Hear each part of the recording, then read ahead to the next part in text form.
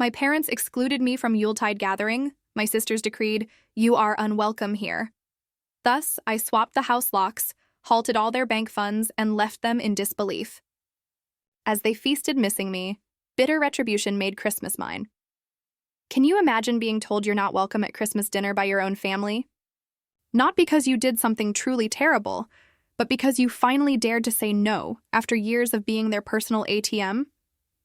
Well, that's exactly what happened to me, Rachel Morgan, and the story of how it all unraveled is probably more shocking than you think. What the hell happened next? Let me take you back to the night my entire world started to crumble. It was almost 11 p.m., and I was just pulling the covers back, ready to collapse into bed after a brutal day. Then my phone buzzed. Emily, my younger sister. I almost let it go to voicemail, but I knew her. She'd just keep calling. So I sighed, swiped the screen, and put the phone to my ear, already feeling the exhaustion. "Hey, Em," I mumbled. "It's late. I've got work in the morning." Her voice exploded with excitement, words tumbling over each other like she'd been holding them in all day. "Rachel, thank God you answered. I have the most amazing news. This is going to change everything for all of us." I sat up, pressing my palm to my forehead. "Emily, whatever it is, can we please wait until tomorrow?" No. You need to hear this right now. I figured it all out. I've been working on this idea for weeks, and it's brilliant. We are going to be rich. Her enthusiasm might have swayed someone else, but after 10 years in financial consulting in downtown Chicago, I'd seen hundreds of brilliant ideas crash and burn within months. My stomach tightened with a familiar unease. "What are you talking about?" She launched into it, pitching like she was in front of a panel of investors, a subscription service where people pay a monthly fee for discounted local products. "I'm going to partner with small businesses around town so everyone wins. Customers save money, businesses get exposure, and I take a cut." I could hear her pacing on hardwood floors, that familiar creak in the hallway of my apartment, the one I'd let her and her husband Daniel live in rent-free for years. "Emily," I said carefully, trying to keep my voice even, "that sounds like every other subscription box service already out there." "The market is flooded. But mine is different," she insisted, her voice rising. "People want to support local businesses. Nobody is doing it the way I plan to." I leaned back against my headboard, staring at the ceiling. The logistics alone would be a nightmare. Coordinating dozens of suppliers, handling returns, dealing with complaints. I'd seen seasoned teams with real capital crumble under less pressure. "Why are you calling me about this at 11 at night?" I finally asked. There was a pause. Then I heard her sharp intake of breath. "Well, the thing is, I need some startup capital to get things going." There it was. I braced myself. "How much is a little bit?" "Just $120,000. She said it like she was asking for $20. I nearly choked. "What did you just say?" $20,000. "I know it sounds like a lot, but think about it as an investment. When this takes off, you'll get it back and more." I swung my legs off the bed, heart pounding, and started pacing. My voice rose. "Emily, why on earth would I hand you $120,000 for a business idea with a 5% chance of surviving the first year?" "Because you have money," she snapped, her tone turning ugly. "You own a house. You own that apartment. You make good money at your fancy job. It's nothing for you." Her words stung. Yes, I had worked hard. I'd saved, invested smart, built a comfortable life. But nothing about $120,000 was small. It was years of savings, a chunk of my retirement. The kind of money you didn't just gamble on a gut feeling. "Listen to me," I said, trying desperately to keep my voice calm. "I've been in business development for a decade. I know how these things end. Most of them crash within 6 months. If you want experience, start smaller. Use your own savings, or ask Mom and Dad." Her breathing grew uneven. "I thought you would support me. I thought you wanted to see me succeed." "I am supporting you," I shot back, "by keeping you from making a huge mistake." There was a long, heavy silence. I could almost picture her standing there, clutching the phone, Daniel probably asking in the background what was wrong. Finally, her voice flat, she said, "Fine, I guess I was wrong about you." The line went dead. I stood there, phone in hand, staring at the dark screen. My chest tightened with a mix of frustration and a sharp, sudden sadness. Emily had always been dramatic, but this felt different. I set the phone down, plugged it in, and crawled into bed, trying to tell myself she'd cool off. She always did. In a few days, she'd thank me for saving her from disaster. But lying there in the dark, I couldn't shake the icy unease curling in my stomach. The next morning, my phone lit up before I'd even finished my first cup of coffee. Caller ID. Mom. Unusual, she rarely called before noon. I answered with a tentative hello, already sensing trouble. Rachel Morgan. Her voice was sharp, scolding me like I was 12 again. I need to talk to you right now. My stomach clenched. What's wrong? What's wrong? She snapped. Is that your sister called me in tears last night because you refused to help her with something simple? I almost spilled coffee on my kitchen counter. Simple, Mom? She asked me for $120,000. That is not a small favor. There was a pause, then her tone grew even harder. For someone in your position, that is nothing. You have your own house. You own that apartment. You make good money at your job. Your sister is trying to better herself and support her family, and you slam the door in her face. I set my mug down a little too hard, the ceramic clinking against the countertop. Mom, do you even know what her idea is? She wants to start a subscription box service. The market is oversaturated, and most of those businesses fail within months. I'd be throwing the money away. So what if it fails? She said coldly. At least Emily would learn and gain experience. Isn't that worth supporting your family? I had to take a deep breath before I spoke again, trying to control the tremor in my voice. Are you suggesting I hand over more than $100,000 just so she can learn from failure? I am suggesting you should support your family instead of being selfish with your money. Selfish. That word hit me like a physical blow. I had paid for Emily's wedding when they couldn't afford it. I had taken the family to Hawaii 2 years ago, covered Mom's dental surgery when she needed it, helped Dad when his truck broke down. Mom, I said through gritted teeth, I have been supporting this family for years. That apartment alone has cost me more than $100,000 in lost rent. I pay my bills, I work 60-hour weeks, and I still step in whenever you or Dad need help. How can you call me selfish? Her voice grew icy. You know what your problem is, Rachel? You don't understand what family means. Family is supposed to help each other, not make excuses. My chest burned with a mix of fury and disbelief. So, helping for years didn't count because I finally drew a line at throwing away my savings? Maybe someday, she said with crushing finality, you'll understand what you lost by turning your back on us. And then she hung up. I stood there frozen, phone in my hand, staring at the empty screen. My heart hammered in my ears. In one night, I had gone from the dependable daughter who always came through to the villain who refused to care about family. I tried to shake it off. Told myself Mom was just emotional, siding with Emily because she was the baby of the family. But as the hours passed, the weight only grew heavier.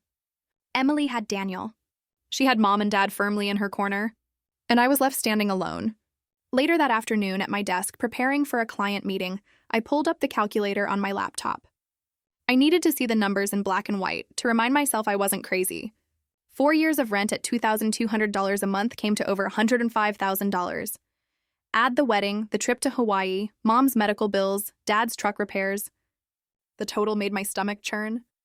I had poured so much into them, and not once had I asked for anything in return. And still I was the selfish one. That night, I microwaved leftover pasta, sat alone at my dining table, trying to clear my head. I thought about calling Emily, trying again, maybe finding a middle ground. But the memory of her angry voice stopped me. No longer my sister. I thought about calling Dad, but I knew he'd just take Mom's side. The silence of my condo pressed in around me. As I rinsed my plate and slid it into the dishwasher, I caught my reflection in the kitchen window. My face looked tired, my eyes dim. I whispered to myself, "You're not wrong. You're not crazy." Still, I couldn't escape the feeling that the ground under my feet was shifting, that something much bigger than a family argument was starting to unravel. I tried to distract myself with paperwork for the Anderson and White consulting project, the one Mr. Thompson had warned me had to close before the year ended. I highlighted numbers, flipped through client reports, but the words blurred. My mind kept circling back to Mom's voice calling me selfish. When I finally went to bed, exhaustion pulled at me, but sleep refused to come.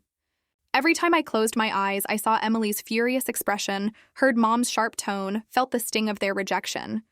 And in the quiet of my bedroom, city lights blinking through the blinds, I realized something I had never allowed myself to think before. For years, I had been the safety net, the one who bailed them out, the dependable older sister. But maybe that role was over. Maybe I was about to find out what it really meant to be on the outside. The next morning, I forced myself to get dressed in a navy suit and head downtown. The streets of Chicago were already coated with frost, commuters bundled in heavy coats, sidewalks shimmering with patches of ice. I gripped my coffee like a lifeline, telling myself to focus on work. By the time I reached the 23rd floor of Anderson and White Consulting, the buzz of the office filled my ears. Phones ringing, keyboards clicking, the hum of voices and meetings behind glass walls. For a moment, it almost felt normal, like my family drama belonged to another world. Monica, my coworker and closest friend at the firm, stopped by my desk with her mug of tea. She leaned against the cubicle wall, studying me with sharp eyes. "You look like you barely slept." I shrugged, powering on my computer. "My sister called me last night with a new scheme. Then Mom called this morning. It was not pleasant." She tilted her head. "Let me guess. They want money." I gave a humorless laugh. $120,000 for a subscription box idea that will never get off the ground. Monica whistled under her breath. "That is bold." I rubbed my temple, lowering my voice. "The worst part is Mom called me selfish for refusing. After everything I've done for them." Monica shook her head. "Rachel, you cannot keep letting them treat you like an ATM. You have carried them long enough." I opened my inbox and tried to focus on the flood of emails, but her words clung to me. I wanted to believe her. But blood has a way of twisting your judgment. At 10 a.m., Mr. Thompson called me into his office. He sat behind his massive desk, the skyline stretching out behind him through floor-to-ceiling windows. His gray suit looked sharper than usual, and the tension in his shoulders was impossible to miss. "Rachel, we need you to push hard on the Markham account," he said, sliding a folder toward me. "This contract has to be finalized before year-end, or we are looking at major losses. I need your best work right now." I nodded, though my stomach clenched. "Of course, I'll handle it." He leaned back, watching me carefully. "You've always delivered. But I need you laser-focused. No distractions." The words stung because I knew I was already distracted. I carried the folder back to my desk and spread out the spreadsheets, trying to drown myself in numbers. By lunch, I had given up on concentration. Monica dragged me to the cafe downstairs, where we found a corner booth away from the crowd. She stirred her tea while I picked at my salad. "You need boundaries," she said quietly. "They will keep taking until you stop giving." I pushed my fork aside. "I know, but it's not easy. Every time Mom calls, I feel 12 again, like I'm being scolded. And Emily, she knows exactly which buttons to push." Monica's eyes softened. "They call you selfish, but that is the furthest thing from the truth. You have sacrificed more than anyone. Stop punishing yourself for finally saying no." I wanted to believe her. I wanted to believe that refusing to hand over my savings didn't make me heartless. But guilt had a way of creeping in, whispering that maybe I had abandoned them when they needed me most. Back at my desk, I tried again to focus. I studied projections, highlighted key figures, drafted notes for the client meeting. Yet every time my phone buzzed with a new message, I jumped. I expected it to be Emily, unleashing another round of anger, or Mom pressing harder. Sure enough, at 4 p.m., my screen lit up with a text from Emily. "If you won't help, then you are no longer my sister." I stared at the words until they blurred. My throat tightened, and I set the phone face down on my desk. Monica glanced over and saw my expression, but I only shook my head. When the office finally emptied and the city lights flickered on outside, I packed my bag and left. The cold air slapped my cheeks as I walked toward the parking garage. My breath came out in white clouds, and with each step, I felt heavier. At home, I poured myself a glass of wine and stood by the window, looking out over the street below. Families were decorating their porches with Christmas lights. Kids ran up and down the sidewalks, laughter echoing in the cold night. I pressed my hand to the glass and felt like I was watching a world I no longer belonged to. I thought about calling Emily again, just to try one more time to reason with her, but the image of her text stopped me. No longer my sister. I turned away from the window and sat on the couch, the glass of wine untouched on the coffee table. The silence pressed in around me, heavy and sharp. For the first time, I wondered if Monica was right. If maybe the only way forward was to accept that the family I had fought so hard to support had already pushed me out. The thought settled deep inside me, and I knew it wasn't going away. That weekend, I got in my car and drove the 2 hours to Springfield, hoping that maybe if I spoke to my parents face-to-face, things would calm down. The highway was lined with bare trees, the sky a heavy gray, and I gripped the steering wheel as if holding on to a little hope. When I pulled up to my parents' modest ranch house, the driveway was already crowded. Emily's car sat crooked near the garage, and Daniel's old sedan was parked half on the lawn. My chest tightened as I walked up the steps and rang the bell. Mom opened the door, her eyes tired but firm. "Rachel, I didn't expect you." I forced a smile. "I just want to talk, please." She let me in, though her body language was stiff. The house smelled of coffee and cinnamon, the way it always did in December. I stepped into the living room and saw Dad in his recliner, the television muted, his arms crossed. Emily sat on the couch, scrolling on her phone, her jaw tight, Daniel hovering near her like a shadow. Emily didn't even look at me. She called out in a cold voice, "I told you not to come here." I swallowed hard. "Emily, I'm not here to fight. I just want to understand what is going on." She snapped her head up, her eyes blazing. "What's going on is that you turned your back on me when I needed you most." I kept my voice steady. "You asked me for $120,000. That is not a small request. I have already supported you and this family for years." She stood up, her fists clenched at her sides. "I don't consider you my sister anymore." The words sliced through me, sharper than I expected. I turned toward Dad, hoping for some kind of balance, but he shook his head. "You make good money, Rachel, and you act like we're asking for the moon. But what you don't understand is family is about sacrifice, not keeping score." My throat tightened. Sacrifice? I have been sacrificing for years. Do you realize how much money I have poured into this family? That apartment in Oak Park has been rent-free for 4 years. That is more than $100,000 gone. I paid for the wedding. I paid for the vacation. I paid for Mom's surgery. And now, because I won't drain my savings for a doomed business idea, I'm the bad guy. Dad's face hardened. "It's not about the money. It's about your attitude. You think you're better than us because you live in the city and have some fancy job." Mom touched my arm gently, though her voice carried the same sting. "We love you, Rachel, but you have become cold." I stepped back, pulling away from her hand. "Cold? You think setting boundaries makes me cold?" I've been there for her every time she failed. Every time she ran out of money. Every time she wanted me to fix something. Where has she been for me? Emily's voice rose, high and sharp. "You never needed me. You've always had everything." I stared at her, unable to believe the twisted logic. Everything. I worked my way through college. I took on internships nobody wanted. I saved and scrimped and worked 60-hour weeks to buy that apartment. That wasn't handed to me. Daniel finally spoke, his voice softer than hers. "We just wanted a chance. We thought you'd understand." I turned on him. A chance is one thing. Demanding more than $100,000 with no plan is another. You're married adults. You should not be living off me forever. The silence that followed was heavy and cold. Dad finally reached for the remote, unmuted the television, and said without looking at me, "Maybe you should leave." My mouth went dry. Just like that. No attempt to reconcile, no acknowledgement of what I had done for them. I looked at Mom one last time, searching her face for even a flicker of doubt, but she only sighed and glanced away. I walked to the door, my footsteps heavy on the worn carpet. The December air hit me as I stepped outside, sharp and bitter. My hands shook as I fumbled for my keys. Driving back to Chicago, I kept replaying the words in my head. "I don't consider you my sister anymore. You think you're better than us. You've become cold." By the time the city skyline appeared in the distance, my eyes burned from holding back tears. I pulled into my garage, shut off the engine, and sat in the dark car for a long while. I realized that no matter how hard I had tried to carry them, my family had already decided I didn't belong. A week before Christmas, my phone rang again. I saw Mom's name on the screen, and for a split second, I thought maybe she was ready to soften. I picked up with a cautious, "Hello?"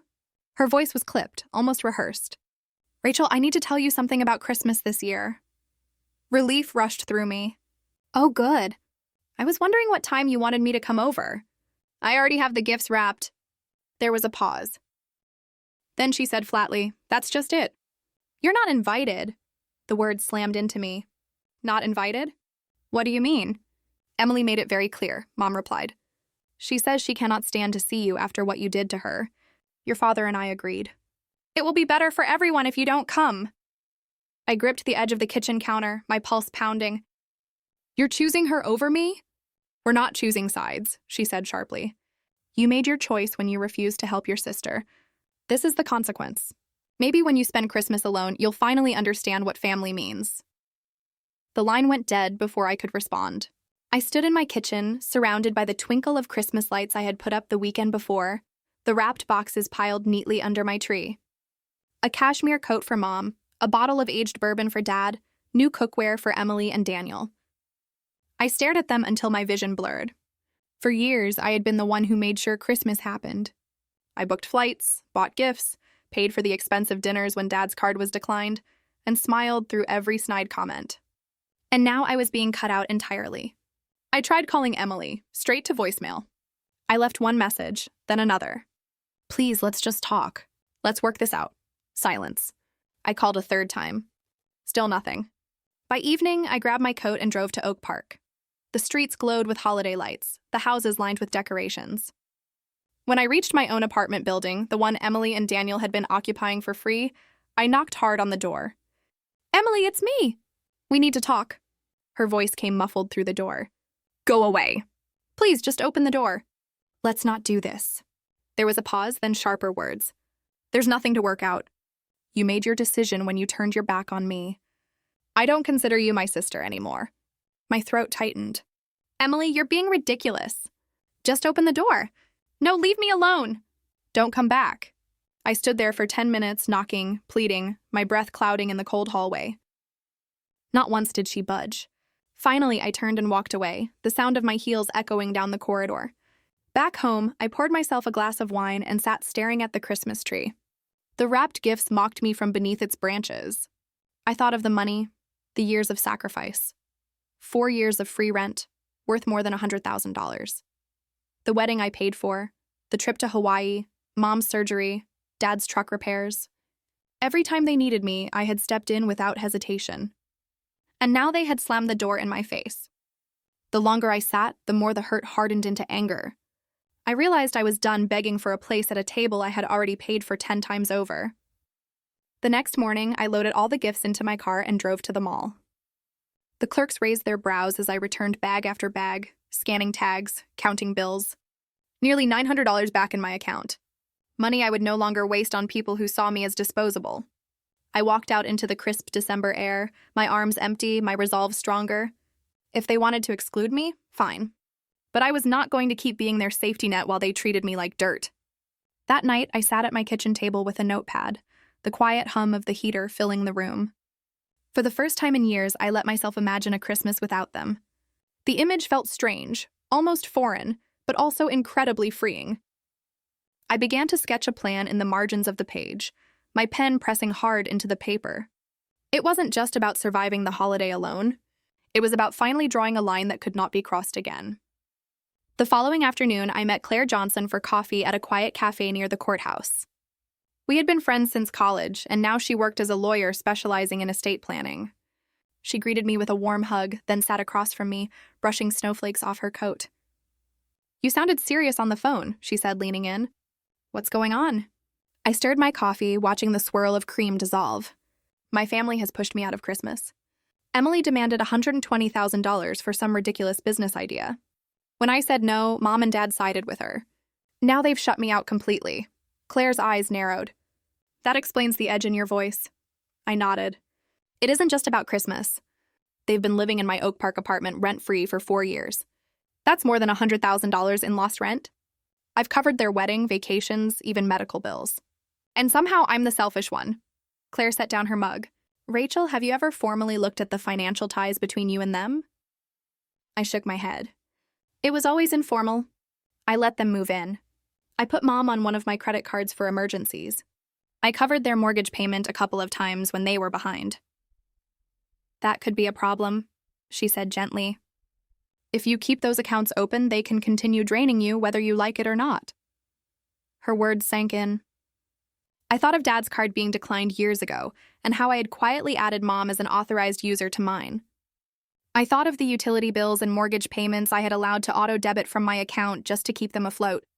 So what are you saying? I asked. I'm saying you have every right to freeze those accounts, Claire answered. Cut off access, close the card, stop the payments. If they want independence, let them have it. I hesitated, staring down at my hands. Doing that would change everything. It would mean no more safety net, no more chance of reconciliation. Claire leaned closer. They've already made their choice, Rachel. You have to protect yourself. I felt a lump in my throat, but I nodded. I'll do it. We spent the next hour going over details. She explained how to contact the bank, what documentation I would need, and how quickly the changes could take effect. I scribbled notes in the margins of my planner, each step feeling heavier, but also strangely liberating. When we parted ways, she squeezed my arm. You've been more than generous. It's time they learn what it's like to stand on their own. Driving back to my condo, I kept replaying her words. For so long, I had believed keeping the peace meant keeping the money flowing. Now I realized it only kept me trapped. That evening, I sat at my desk with my laptop open, the glow of the Christmas tree behind me. My fingers hovered over the keyboard as I typed the first email to my bank, requesting that all authorized users be removed from my accounts. I asked for the credit cards tied to Mom and Emily to be closed immediately. I instructed the mortgage autopay to be canceled. When I hit send, a weight lifted from my chest. My hands trembled, but not from fear, from release. I poured myself a glass of wine and leaned back in my chair, letting the silence of my condo wash over me. The decision was final. There would be no going back. My phone buzzed with a new message. It was Monica checking in from work. How are you holding up? I typed back quickly. Better. I finally took Claire's advice. No more open accounts. Good for you, she replied. About time. I set the phone aside and closed my eyes. For the first time in weeks, I felt a flicker of peace. Outside, the snow began to fall, heavier, coating the city in white.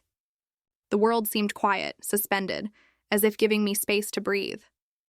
I stood and walked to the window, watching the flakes drift under the streetlights. My reflection looked back at me, tired but steadier.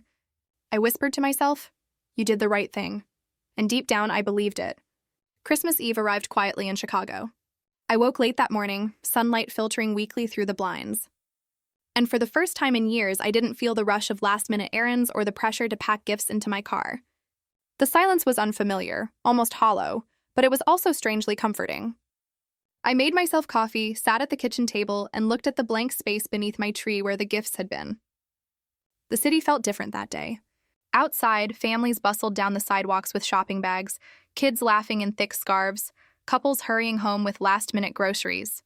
I watched them from my window, a small ache tugging at me. This should have been the day I was helping Mom in the kitchen, setting the table with the red linens she loved, or sneaking cookies before dinner while Dad pretended not to see. But that door had been shut. By the afternoon, the ache softened. I ordered lasagna and garlic bread from a small Italian restaurant down the block. When the delivery arrived, the scent filled my condo, warm and rich. I set the table for one with a cloth napkin and a glass of wine, almost as if I were reminding myself that I still deserved a good meal, even if it was just me. After dinner, I settled on the couch, the lights of the Christmas tree twinkling softly. I scrolled through my phone, half expecting some kind of message from Mom or Dad, but there was nothing. Instead, my feed filled with photos. Emily smiling in front of my parents' tree, Daniel with an arm draped around her, Mom beaming beside them, Dad holding a plate of ham.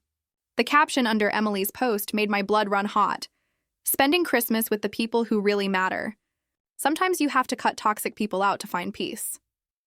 Toxic. That was what she had reduced me to. Not the sister who had paid for her wedding. Not the daughter who had kept the lights on when Dad's hours were cut.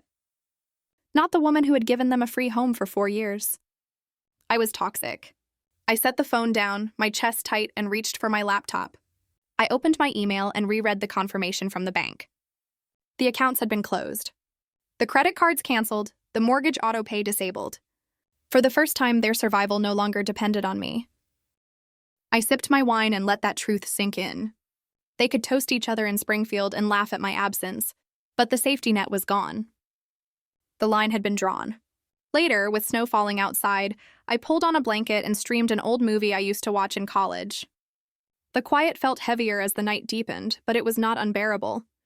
It was a different kind of quiet, one without the tension of pretending. No walking on eggshells, no plastered smiles at the table, just me, my home, and a decision that was finally mine. When the movie ended, I video called Laura, my old roommate from Northwestern, who now lived in California. Her face lit up the screen, framed by palm trees and sunshine even in December. We talked for an hour, catching up about her kids, her job, and the chaos of holiday travel. She knew a little of my family drama, and when I admitted that I was spending Christmas alone, she smiled softly. Rachel, sometimes being alone is healthier than being surrounded by people who hurt you.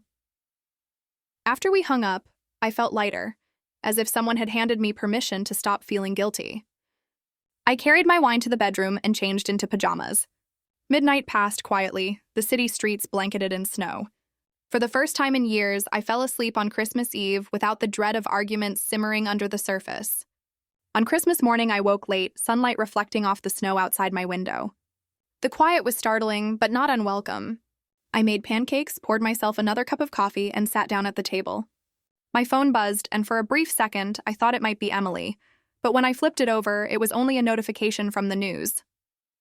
I ate slowly, savoring the calm. After breakfast, I bundled up and went for a walk. The neighborhood was still, most houses wrapped in holiday stillness. A few children played in the snow, their laughter echoing.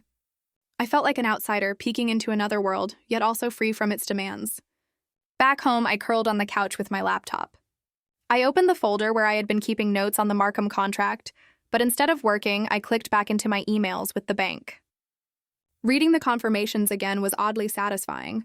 The ties had been severed. Hours later, as the sun set over the city and the sky turned pink against the snow, I poured another glass of wine. The thought of my family gathered around the table in Springfield flickered in my mind, but it no longer twisted like a knife. I imagined Dad fumbling with his card, Mom realizing she no longer had access to my account, Emily bragging while completely unaware of what was coming. I leaned back in my chair and let the glow of the Christmas tree wash over me. For the first time in a long time, I did not feel like I owed anyone an explanation. On Christmas morning, the world outside was hushed and blanketed in white. I pulled back the curtains and watched flakes drift slowly past the window, the city wrapped in silence. For the first time in years, there was no rush to get dressed, no car packed with gifts, no anxious glance at the clock to make sure I arrived on time for family dinner. I made myself a proper breakfast, bacon sizzling in the pan, coffee steaming in my mug. I ate at my table by the window, watching neighbors shuffle down the street, carrying casseroles and wrapped boxes. Their laughter echoed faintly, a reminder of the celebration I had been cut out of. But instead of the sharp sting that usually came, I felt steady, almost resolved. After breakfast, I grabbed my keys and drove to Oak Park. I had planned it carefully, knowing Emily and Daniel would be with my parents. Their social media posts confirmed it. Photos of them in Springfield with plates piled high and smiles wide. That meant the apartment would be empty. When I opened the door with my spare key, the sight inside made my stomach clench. Dirty dishes stacked in the sink, clothes tossed across furniture, half-empty cups left on the floor. The carpet was stained, the walls scuffed. My once carefully maintained apartment looked like it had been neglected for months. I rolled up my sleeves and got to work. I started with the bedroom, pulling their clothes from drawers and closet, folding some, tossing others into boxes. Daniel's work boots, Emily's scattered makeup, a pile of unopened bills shoved under the bed. I packed them all methodically, one box after another. The living room took longer. Their electronics, books, and random gadgets were tangled together, cords twisted in knots. I labeled each box so I could tell them later where to find everything. By the time I moved into the kitchen, my back ached, but I kept going, sweeping dishes, pans, and groceries into bins. It was almost 2 hours before the last suitcase was zipped shut. I called the storage facility I had looked up earlier that week. The man on the phone told me he could meet me within the hour. I hauled the first load to my car, the cold air stinging my cheeks as I carried boxes across the parking lot. 3 trips later, the apartment was stripped bare. The storage unit was packed with their belongings, and I had locked it with a fresh padlock. I wrote down the address and unit number on a slip of paper, tucking it into my wallet for later. When I returned to the building, a locksmith was waiting just as arranged. He was bundled in a heavy coat, his toolbox clanking as he climbed the stairs. I let him in, and within 40 minutes, the locks were changed. He handed me 2 shiny new keys and wished me a Merry Christmas before heading back into the snow. I closed the door behind him and stood in the empty apartment. The silence was almost startling. No piles of laundry, no blaring television, no clutter choking the rooms, just quiet, clean space again. For the first time in years, the apartment felt like mine. I took a slow walk through each room, breathing deeply, letting the sense of control settle over me. This had been a long time coming. I locked up, pocketed the keys, and drove home. That evening, I treated myself to dinner from my favorite Italian restaurant. The delivery driver handed me a bag filled with pasta, salad, and warm breadsticks. I opened a bottle of champagne I had been saving, poured a glass, and sat at my table alone. Yet it didn't feel lonely. It felt deliberate, almost celebratory. Music played softly in the background as I twirled pasta onto my fork. I thought of Emily and Daniel sitting smugly at my parents' table, laughing and clinking glasses, completely unaware that their safety net had been cut. The image didn't make me bitter. It made me calm. After dinner, I curled on the couch, the lights of the Christmas tree glowing softly in the corner. I called a few friends to wish them a Merry Christmas, then settled into an old movie. For once, I wasn't bracing myself for snide remarks or pretending not to notice the favoritism. I wasn't holding my tongue to keep peace. The snow kept falling outside, blanketing the streets, muffling the city's noise. When I finally turned off the lights and went to bed, I felt lighter than I had in years. The next morning, just as I was finishing my coffee, my phone lit up.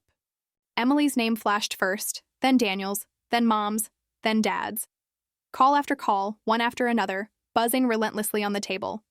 I didn't need to answer to know exactly what they had discovered. I smiled, set the phone to silent, and let it buzz against the wood while I folded laundry. For once, the crisis wasn't mine to fix. By the time I had folded the last stack of towels, the phone had finally gone quiet. The silence was almost louder than the buzzing had been. A heavy pause in the air, as if everyone on the other end was regrouping and deciding what to do next. I carried the laundry to the bedroom, placed it neatly in drawers, and told myself I wasn't going to think about it anymore. But of course I did. It wasn't long before proof of their unraveling found its way to me. Around 3 that afternoon, my cousin Carol sent a text. She had gone over to my parents' house for Christmas dinner, and her message was blunt. "Your dad's card was declined at the grocery store." Everyone saw. It was tense. "Emily told everyone you froze everything.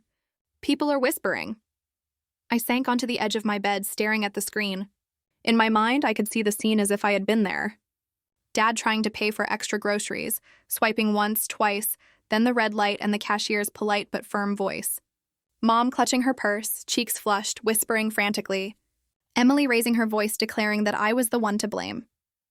And all of it happening in front of relatives who thrived on gossip. Carol sent another text. "Emily says you kicked her and Daniel out too. She's crying to everyone about how cruel you are." A humorless laugh slipped out of me. Cruel. That was the word they had chosen this time. I stared at the tree lights in the corner of my room, watching them blur. For years, I had been the one to write checks quietly, to cover bills without questions, to smooth over their mistakes before anyone noticed. And now, the moment I stopped, I was painted as the villain. I carried the phone back to the kitchen and set it on the counter, deliberately walking away from it. I wasn't going to let their panic dictate my Christmas. I made myself a cup of tea, sat down by the window, and forced my eyes to the snow falling outside.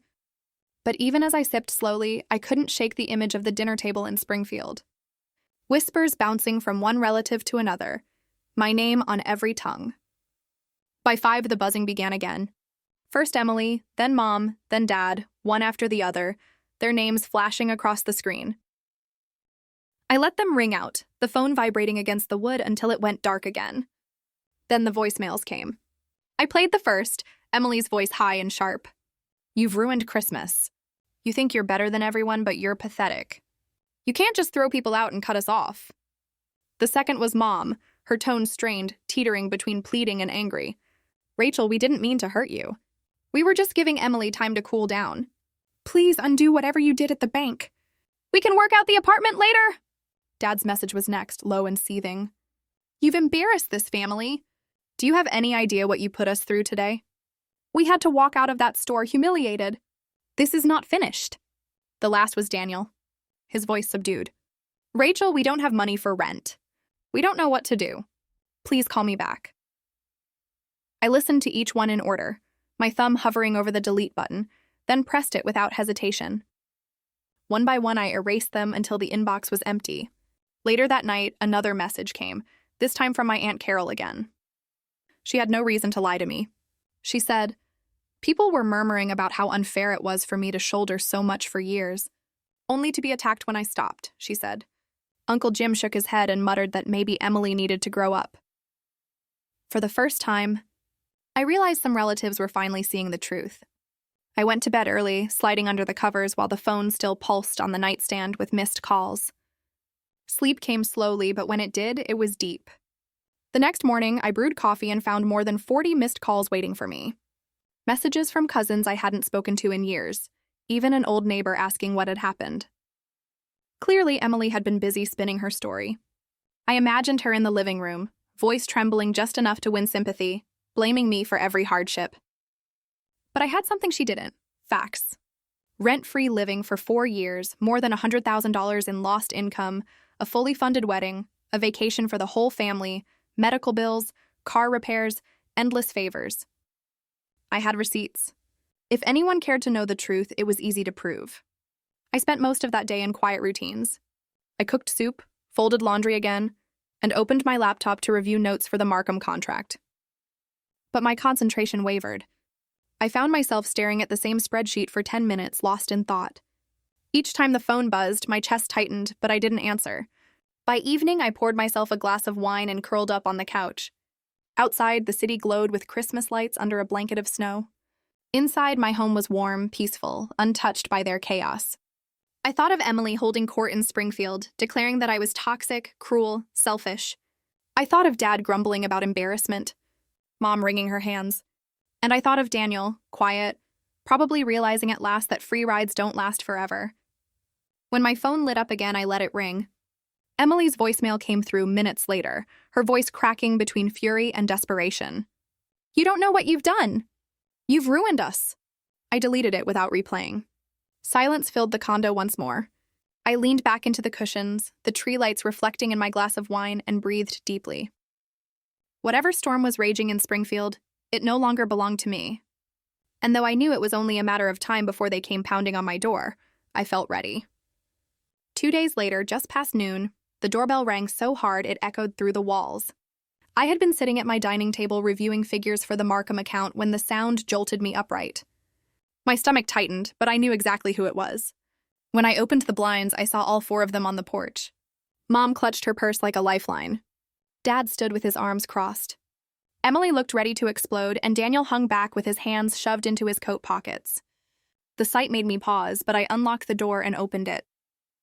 They pushed past me without waiting for an invitation. Emily stormed into the living room, her face red, her voice rising instantly. "What the hell did you do? The locks are changed. You can't just throw us out like that." I closed the door calmly behind them. "Actually, I can. It's my apartment." Dad turned, his eyes hard. "Rachel, this has gone far enough. We had to spend Christmas humiliated. And now you leave your own sister on the street?" I crossed my arms, standing steady in my own living room. "She's not on the street. Their belongings are safe in a storage unit. And I paid for the first month. After that, it's their problem." Emily's jaw dropped. "Strangers live in storage units. You're insane!" "No, Emily," I said evenly. "Strangers are people you cut out of your life because they won't hand you money. That's what you made me." Mom stepped forward, her eyes shiny with tears. "Honey, I think this is just a misunderstanding. We didn't mean to hurt you. We were just trying to give Emily some space." I stared at her in disbelief. "A misunderstanding? You told me I wasn't invited to Christmas. You told me I'd learn what family meant when I spent it alone. That doesn't sound like a misunderstanding." Emily's voice cracked as she jabbed her finger toward me. "You're supposed to support your family. You let us live there for years, and now you want to act like it means nothing?" I took a step closer, my voice low but sharp. 4 years, Emily, that's over $100,000 in rent I gave up. Add the wedding I paid for, the trip to Hawaii, Mom's dental surgery, Dad's truck repairs. I've been supporting this family every way I could. And you thanked me by locking me out of Christmas dinner and calling me toxic. Daniel finally spoke, his tone quieter than the others. "Rachel, we can't find a place overnight. We don't have savings. We're stuck.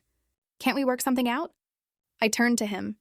"You should have thought about that before you decided to back Emily in cutting me off. You don't get to play victim now." Mom's voice trembled. "We didn't realize you were keeping track of everything." I shook my head. I wasn't keeping score. I was helping because I thought that's what family did. But apparently none of that matters because I wouldn't throw another $120,000 into Emily's fantasy business. Emily exploded again, her face blotchy. It's not a fantasy. You don't know everything. I almost laughed. You've never run a business in your life. You can't hold a job for more than 2 years. You have no plan, no research, no projections. You wanted me to hand you money on faith while you sat in my apartment rent-free? That's not ambition. That's entitlement. Dad's jaw tightened as he stepped forward. Rachel, you've made your point. But this cruelty, this punishment, it's beneath you. My pulse raced, but my voice stayed steady. What's beneath me is being used until there's nothing left. I told you all no once, and instead of respecting it, you cut me out. So I respected your choice and made my own. The room went still. Mom's tears slid down her cheeks. Daniel stared at the floor. Emily's chest heaved, but her words had run dry. I took a breath and picked up a slip of paper from the coffee table. I held it out to Daniel. Here's the address and unit number. Everything you own is there. After the month I paid for, it's on you. He took it silently, his hand trembling. Dad's voice lowered, almost a growl. You're going to regret this. I met his stare. No, for the first time in my life, I won't. The air in the room felt thick, heavy with everything unspoken. I walked to the door, opened it wide, and stood waiting. They didn't move at first, just exchanged glances as if hoping I would break and beg them to stay. But I didn't. Finally, Dad took Mom's arm and guided her out. Daniel followed slowly, the paper still in his hand. Emily stopped in front of me, her eyes blazing. I hate you, she whispered. Good, I said evenly. That makes 2 of us. She stormed past me, slamming her shoulder against the doorframe. I closed the door behind them, locked it, and leaned against the wood, my chest rising and falling with the weight of it all. The silence that followed was deafening. But for the first time in years, it felt like freedom. I slept harder that night than I had in months. But by morning, the weight of what happened pressed back in. My phone lit up with more messages, not just from Emily and my parents, but from numbers I didn't recognize. Word had spread fast, and now relatives who rarely spoke to me were chiming in, offering their judgments and thinly veiled scolding. I deleted everyone without listening. At work the following day, I tried to bury myself in spreadsheets, but my concentration slipped. Monica stopped by my desk and noticed the tightness in my shoulders. You look like you're carrying bricks on your back, she said softly. I managed a small smile. They showed up at my condo yesterday, all of them. Her eyes widened. And I told them the truth. I listed everything I've done, everything I've paid for, and I gave them the storage unit address. Then I told them to leave. Monica leaned closer, her voice calm but steady. That took guts. You finally chose yourself. I nodded, though my stomach churned. Part of me expected to feel relief, but another part kept replaying Emily's voice, her words dripping with hate. That evening, back at my condo, I poured a glass of wine and sat by the window. Snowflakes drifted under the streetlights, and I watched them fall, thinking about how quickly the roles had flipped. For years, I had been the dependable one, the fixer, the daughter who always had a solution. Now, I was the villain in their story. My phone buzzed again. A voicemail from Dad. His voice was low and stern. You've gone too far, Rachel. You've disgraced this family. You will regret this. I pressed delete, my hands steady. Not long after, Mom called. I didn't pick up, but her voicemail cracked with emotion. Please, Rachel, we made a mistake. Emily is beside herself and Daniel doesn't know what to do. We never wanted it to come to this. Just talk to us. Her words made my throat tighten, but I shook my head. Where was this tone when they told me I wasn't welcome at Christmas? Where was it when they labeled me toxic for not handing over my savings? I closed my eyes and leaned back, the glass cool in my hand. The truth was simple. Their desperation wasn't about love or reconciliation. It was about money, about losing the lifeline they had taken for granted. Over the next few days, the storm kept swirling. Mutual friends sent me screenshots of Emily's posts online. She painted me as cruel, heartless, obsessed with control. In one post, she even claimed I had locked her out without warning, omitting the 4 years of rent-free living and every dollar I had spent. Comments poured in, some sympathetic, others sharp. I scrolled through them once, then set my phone down for good. I decided to meet Claire for lunch that week. We sat in a quiet booth at a downtown cafe, the clatter of dishes muffled around us. She studied me carefully. You look calmer than I expected. I shrugged. Maybe because there's nothing left to argue about. I did what I had to do. Claire folded her hands on the table. And they will have to face the consequences. Sometimes justice doesn't come with applause. It comes with silence. Her words settled over me like a blanket. I sipped my coffee and realized she was right. That night back home, I turned off my phone completely and let the condo sink into stillness. I cooked dinner, lit a candle, and read a book until the words blurred. Outside, the city kept moving, but in my little corner, the chaos was gone. Still, in the quiet moments, doubt slipped in. I thought of Dad's glare, of Emily's voice breaking when she realized the locks were changed. I wondered if maybe I had been too harsh. But then I pictured all the times I had bailed them out. All the nights I had stayed up worrying about their bills. All the times I had bitten my tongue while they dismissed my life as easy. And the doubt faded. Family doesn't cut you out of Christmas over money. Family doesn't call you toxic for protecting your future.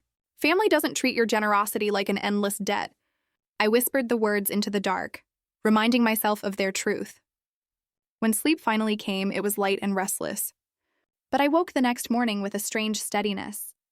The storm was still out there, circling through voicemails, posts, and gossip. But inside my walls, it no longer belonged to me. The first Monday after Christmas, I woke to an apartment that felt different. The quiet wasn't heavy anymore. It was calm, almost protective, as though the walls themselves were shielding me from the noise outside. I made coffee and sat at the table, watching steam curl above the mug, thinking about how much had shifted in such a short time. For years, my life had revolved around the pull of family obligations. Their needs always louder than mine. Now, for the first time, the center of gravity was back where it belonged. The days that followed were a blur of cold winds and gray skies. I went into the office, poured myself into the Markham contract, and found my focus sharper than it had been in months.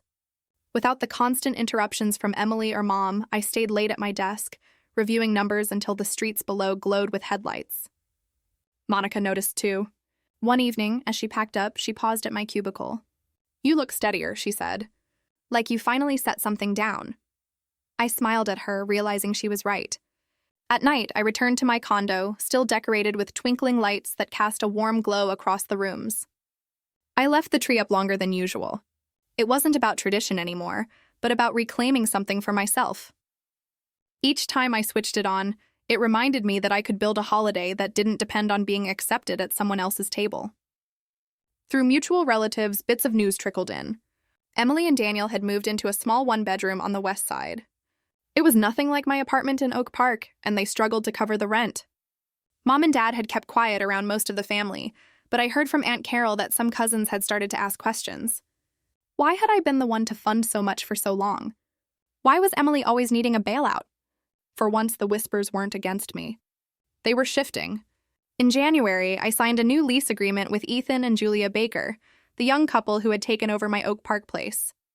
Both teachers, they paid on time and sent polite notes if anything needed attention. When I stopped by to drop off a replacement key, Julia offered me a plate of cookies she had baked. The apartment was spotless, cozy, full of life. Walking through those rooms felt like breathing again. No clutter, no tension, no weight of expectation pressing into the walls. Back in the city, I felt myself changing too. The heaviness in my chest eased. I woke up earlier, went for walks even in the icy winds, started cooking meals just for me instead of rushing takeout between obligations. Some nights I curled on the couch with a book. The quiet around me not lonely anymore, but safe. The calls from my family eventually slowed. By February, they had nearly stopped. A few desperate messages from Emily slipped through. She alternated between fury and sorrow. One night, she raged about how heartless I had been. The next, she begged me to reconsider, to help them, just this once. I didn't respond to any of them. I had learned that no reply was stronger than 1,000 explanations. Work thrived. With the Markham contract finalized, Mr. Thompson called me into his office. He rarely handed out praise, but that day he leaned back in his chair and told me I had done outstanding work. He said my precision had saved the company a major account. I walked out of his office feeling taller, steadier. For once, my achievements weren't overshadowed by family chaos. Still, late at night, doubts sometimes stirred. I thought about Emily's face the day she realized the locks had changed. I heard Dad's words calling me cruel, Mom's voice cracking in voicemail. Part of me wondered if I'd been too harsh, but then I reminded myself of the 4 years of free rent, the wedding, the vacations, the medical bills, the endless favors. I remembered the sting of being told I wasn't welcome at Christmas, as if I were disposable. Each time the doubt rose, those memories answered it. Family is supposed to mean unconditional love, but I had learned the hardest truth. Real love doesn't disappear when money is withheld. Real respect doesn't vanish when boundaries are drawn. I had not cut them off because I didn't care. I had stepped back because I finally did care about myself. In March, Monica and I met for brunch near Lincoln Park. The sun was brighter that day, the snow melting into patches of grass. As we sipped coffee, she studied me with a knowing smile. "You look lighter," she said. "Like you've been carrying a weight for years and finally set it down." I laughed softly. Maybe I did. She reached across the table and squeezed my hand. "That isn't selfish, Rachel. That's survival." Her words sank deep, and I carried them home with me. That night, I sat by the window with a glass of wine, the city glowing beneath a streaky sky. I thought about the months behind me, the battles, the silence, the endings I never imagined. I thought about the peace that had taken their place. For the first time in years, I felt whole. I wasn't waiting for the next demand, the next guilt trip, the next storm. My life was finally mine. If you were sitting across from me right now, I'd ask you this. If your own family pushed you out for refusing to give them everything, what would you do? Would you keep giving, or would you finally draw the line? Tell me what you think. I really want to know. Thanks for watching. Take care.